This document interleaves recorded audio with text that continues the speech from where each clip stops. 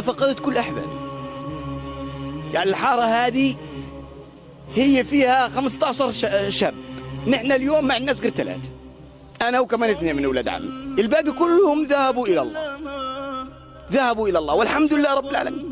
نسأل الله أن يتقبلهم، ولكن سنسأل كل من قال لا إله إلا الله أمام الله، أمام الموقف العظيم. نحن أبلغناهم عندما ذهبوا إلى قبورهم، قلنا نقول لهم أبلغوا الله وأبلغوا نبي الله، قول لهم أن المسلمين قد خذلونا، كلهم خذلونا، كل المسلمين خذلونا، يا رب اخذلهم يوم الموقف العظيم.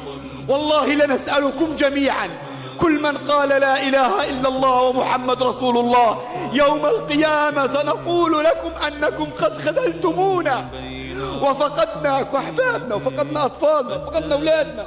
طلعنا من الشارع نطلع كل أولادنا مقطعين، ما فيش ولا واحد عايش، كله مقطع.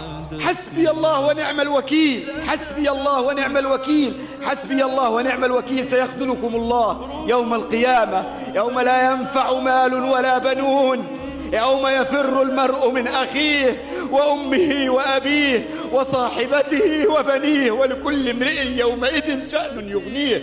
في هذا اليوم سيقف أطفال غزة، وسيقف شباب غزة، وسيقف شيوخ غزة ونساء غزة على أبواب الجنة، ويقول يا رب قد خذلونا المسلمين فاخذلهم، فاخذلهم يا رب. وحسبي الله ونعم الوكيل، وحسبي الله وحسبي الله وحسبي